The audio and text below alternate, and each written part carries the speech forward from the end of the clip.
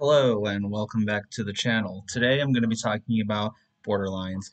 Now, just like what I say when I talk about my own NPD, keep in mind that I am not a licensed professional. So with all that being said, so I mentioned that borderlines are also disgusted by intimacy, kind of like narcissists, how we narcissists are as well. Now, that might be a surprising thing for a lot of people, to hear if you take it at a very superficial description of somebody with borderline personality disorder in terms of, oh, somebody with borderline personality disorder, is so codependent, is so clingy, they have this idea of a favorite person, basically. Why would they be disgusted by intimacy?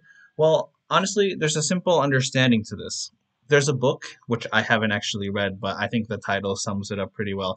It's called I Love You, Don't Leave Me, I believe. No, wait, no, wait. I Hate You, Don't Leave Me. Now, why is it that this occurs? Well, if you know a thing or two about borderlines, a lot of them grew up in childhoods where they had caretakers, parents that made them, really dependent you know, upon them to the point where they never really had, a sense of like agency, quote unquote. This is why a lot of their emptiness is, apparent in a way where they need somebody else to, validate them. But I think because this is also their own trauma, it triggers the notion where if somebody, latches you onto them and you don't really have like your own sense of self, humans naturally want to find and know and understand, I guess, who they are, because we exist in a world where, there are social relations and people exist together and like, oh, who are we, blah blah blah. And the thing with borderlines, maybe you can even say narcissists, maybe you can even say like cluster Bs in general, this is something that we really struggle with. This is something that we, have a hard time navigating compared to most people, because we look within ourselves and it's just empty and there's just, seemingly no person and whatnot. So we have different coping strategies in terms of, how to deal with this. For narcissists, it would obviously be superiority.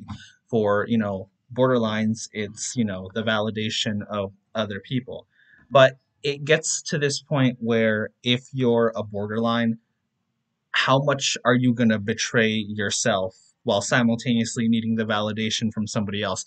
This is how I always imagined their psychology to be. So, this is why I would say, and this brings narcissists and borderlines to more similarity than, you know, we'd like to admit, is because as a narcissist, for example, I can crave supply from, other people. But then there's this disgust that arises in me when I realize that, oh, I'm too dependent upon another person to, like validate my self-worth, and it threatens my, hope of superiority to think that I need to latch on to somebody. So despite craving and needing so much, praise and admiration and all that kind of stuff, I look at other people and I feel disgusted by it because I have no, I guess, true self to quote unquote validate. And I realize that my narcissism is, flawed.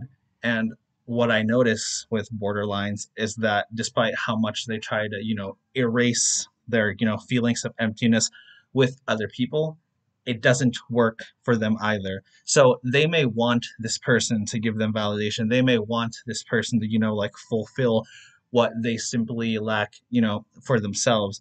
But as much as they try to do that, they can never, make peace with the emptiness that they also have within themselves. So I think this is naturally why you can catch a lot of borderlines, let's just say, going to greater and greater lengths to make people validate them, why they get like extremely clingy, why they do, things that are just so, you could say, out of pocket, because it's this weird cycle, I imagine, where if they constantly need validation from other people, the genuine emptiness within them just screams louder and louder and louder. So they do this weird thing where they push people away. They also need people. They push people away. They also need people. It's a very paradoxical way of living. But, things are obviously very paradoxical if you don't even feel like a person to begin with. So there's my, explanation as to why borderlines are also disgusted with, you know, intimacy, and this brings them closer to narcissists than they'd like to admit, if that's you.